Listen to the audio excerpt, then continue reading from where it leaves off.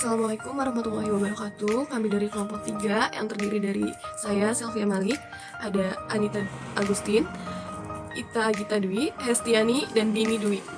Saya akan membacakan hasil dari diskusi kelompok kami. Yang pertama, uraikan cita-cita Anda mengenai kehidupan. Apa yang Anda lakukan yang pertama, susun rencana yang smart. Yang kedua, strategi pencapaiannya. Yang ketiga, berbuat sesuai rencana.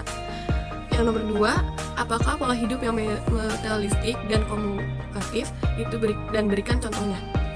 Jawabannya, konsumatif adalah suatu paham atau gaya hidup yang menganggap barang-barang mewah sebagai ukuran kebahagiaan, kesenangan, bahkan ukuran kesuksesan dalam hidup. Termasuk gaya hidup yang boros. Hedonisme, ajaran atau pandangan bahwa kesenangan atau kenikmatan merupakan tujuan hidup manusia. Yang contohnya adalah penggunaan gadget yang mahal, kendaraan, fashion, pergaulan, dan tempat makan. Ya, soal yang ketiga, berikan contoh sifat tamak. Mengapa sifat tamak dihindari? Contoh sifat tamak itu 1. Menyayangi harta, 2. Rakus dengan harta, 3. Mementingkan diri sendiri dibandingkan orang lain, 4. Tidak mempedulikan harta haram, 5. Perilaku diskriminasi. Mengapa sifat tamak harus dihindari? Karena sifat tamak akan memberi dampak buruk bagi diri sendiri maupun orang lain. Sifat tamak juga merupakan salah satu penyakit hati. Untuk poin yang keempat, yaitu pola hidup seperti apa yang seharusnya dilakukan setiap individu dalam bermasyarakat. Yang pertama, toleransi. Nah, artinya toleransi ini kita harus saling menghargai satu sama lain, baik itu antar individu, antar kelompok, baik dalam masyarakat maupun dalam lingkup yang lainnya. Lalu yang kedua itu berpartisipasi dalam menjaga lingkungan. Nah, contohnya itu biasanya di daerah kita diadakan kerja bakti. Nah, pada kegiatan ini kita harus ikut berpartisipasi. Tujuannya itu kan agar lingkungan kita menjadi lebih bersih, menjadi lebih nyaman. Selanjutnya, tidak membeda-bedakan sesama. Artinya di sini kita tidak boleh membeda-bedakan antara teman yang satu dengan teman yang lainnya.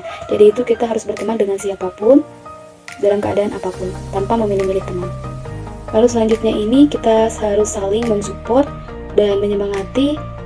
Seandainya ada teman atau kerabat kita yang mempunyai tujuan hidup baik, kita harus mensupport dan menyemangatinya lebih lagi agar dia itu lebih bersemangat dalam mencapai tujuan tersebut.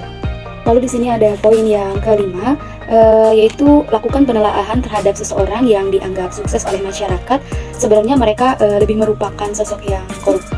Nah, contohnya di sini ada seperti kayak gubernur, bupati, anggota DPR, dan politisi yang masuk media sosial, media cetak, media elektronik. Nah, mereka ini semuanya termasuk orang yang sukses menurut masyarakat, tetapi mereka ini masih melakukan tindakan korupsi.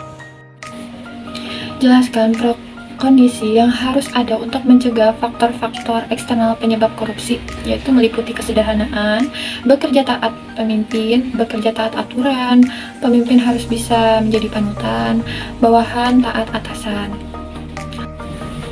Dari berbagai faktor penyebab korupsi, baik yang internal maupun eksternal, manakah yang paling sulit untuk diberantas? Mengapa demikian? Nah, dari pendapat kelompok kami, yang sulit untuk diberantas yaitu berasal dari faktor internal. Mengapa? Karena berasal dari diri pribadi. Dan setiap orang tuh pasti jarang melakukan introspeksi diri untuk menilai kekurangan dirinya.